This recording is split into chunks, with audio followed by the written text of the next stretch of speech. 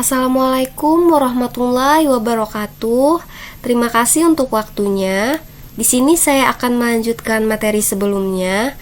Tetapi sebelum saya melanjutkan materi, saya sedikit menyampaikan kepada peserta didik yang belajar dari rumah, diharapkan tetap menjaga kesehatan, selalu pakai masker, dan tetap mematuhi protokol kesehatan. Baik, langsung saja kita masuk ke materi. Makna lambang Pancasila.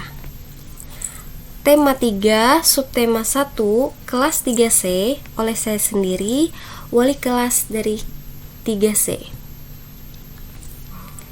Burung Garuda menjadi lambang negara Indonesia dan Pancasila merupakan dasar negara Indonesia.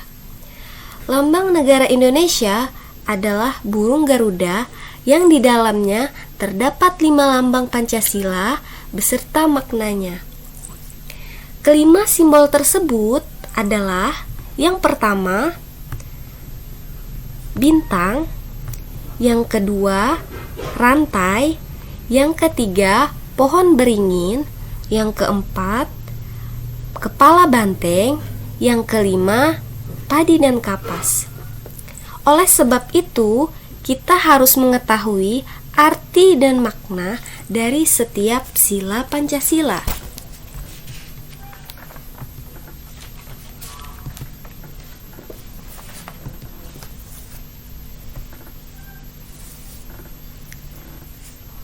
Yang pertama, lambang bintang emas dengan perisai latar belakang warna hitam dijadikan sebagai simbol sila pertama dalam Pancasila.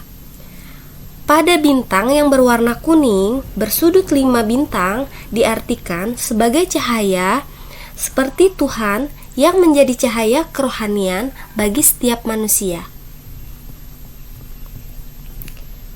Dalam sila pertama yang berbunyi ketuhanan yang Maha Esa, berarti kita sebagai bangsa Indonesia harus mengakui adanya Tuhan yang menciptakan semesta beserta isinya. Di dalam sila pertama mencakup nilai-nilai agama untuk mengatur hubungan negara dan agama. Contoh kegiatan yang bisa diterapkan sesuai sila pertama yaitu: yang pertama, mengembangkan sikap hormat menghormati dan bekerja sama antar sesama pemeluk agama dengan penganut kepercayaan yang berbeda-beda terhadap Tuhan yang Maha Esa. Yang kedua, membina kerukunan hidup, kerjasama di antara sesama umat beragama dan kepercayaan terhadap Tuhan yang Maha Esa. Tidak boleh memaksakan suatu agama dan kepercayaan terhadap Tuhan yang Maha Esa. Agama dan kepercayaan terhadap Tuhan yang Maha Esa adalah masalah yang menyangkut hubungan pribadi manusia dengan Tuhan yang Maha Esa. Itu beberapa contoh dari sila pertama, yaitu ketuhanan yang Maha Esa. Selanjutnya, sila kedua, kemanusiaan yang adil dan beradab. Bisa dilihat di sini rantai.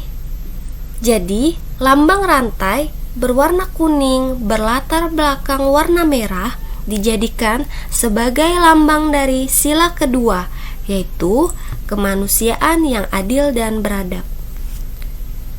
Contoh atau kegiatan yang bisa diterapkan sesuai sila yang kedua adalah mengakui persamaan derajat, persamaan hak, dan kewajiban asasi setiap manusia tanpa membeda-bedakan suku, keturunan, agama, kepercayaan, jenis kelamin, kedudukan sosial, warna kulit, dan sebagainya. Menjunjung tinggi nilai-nilai kemanusiaan atau hak asasi manusia. Yang ketiga, mengembangkan sikap saling mencintai sesama manusia, tidak saling menjatuhkan dan merendahkan. Selanjutnya, yaitu pohon beringin. Pohon beringin melambangkan sebagai tempat berteduh dan berlindung. Pada Pancasila, pohon beringin dijadikan sebagai dasar sila ketiga yang berbunyi Persatuan Indonesia, di mana mencerminkan persatuan dan kesatuan Indonesia. Contoh kegiatan yang bisa diterapkan sesuai sila ketiga adalah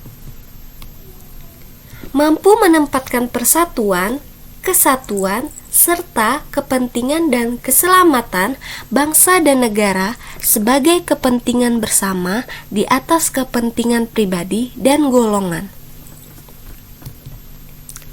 Yang kedua, mengembangkan rasa kebanggaan, berkebangsaan, dan bertanah air Indonesia. Yang ketiga, mengembangkan rasa cinta kepada tanah air dan bangsa dengan memupuk rasa bela negara.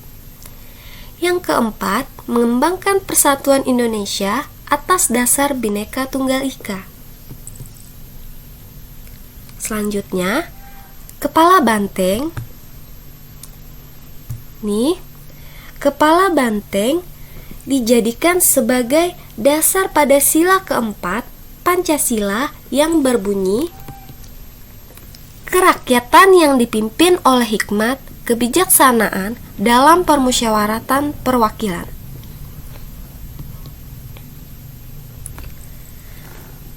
Banteng merupakan binatang yang suka berkumpul sama seperti manusia.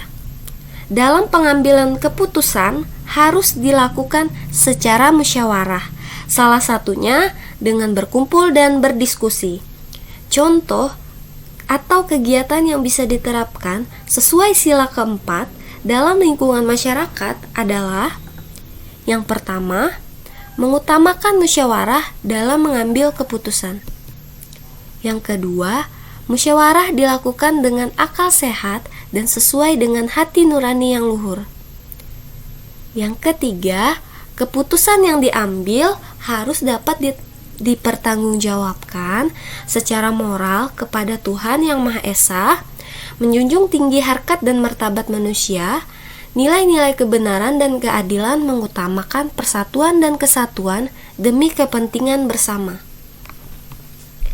Yang keempat, musyawarah untuk mencapai mufakat diliputi oleh semangat kekeluargaan.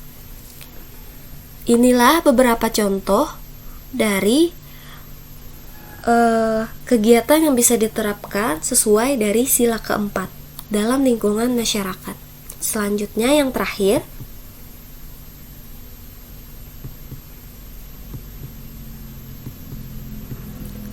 padi dan kapas.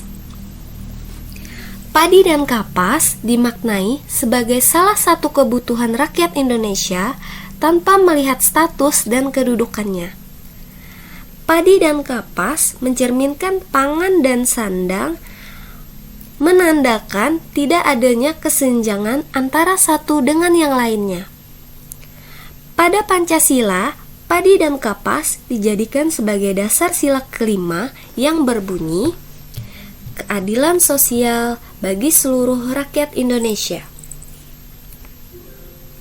Contoh atau kegiatan yang bisa diterapkan sesuai sila kelima dalam lingkungan masyarakat adalah: yang pertama, suka melakukan kegiatan dalam rangka mewujudkan kemajuan yang merata dan berkeadilan sosial.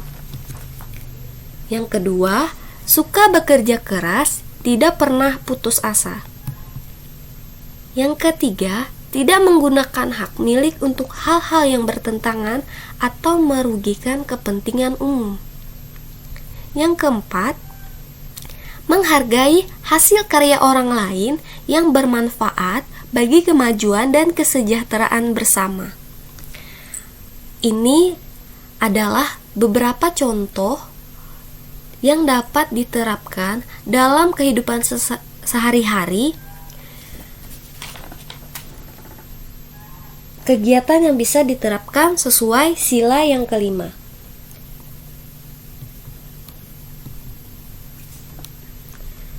Sekian dan terima kasih penyampaian materi dari saya mengenai lambang Pancasila. Apabila ada salah kata, saya mohon maaf. Wassalamualaikum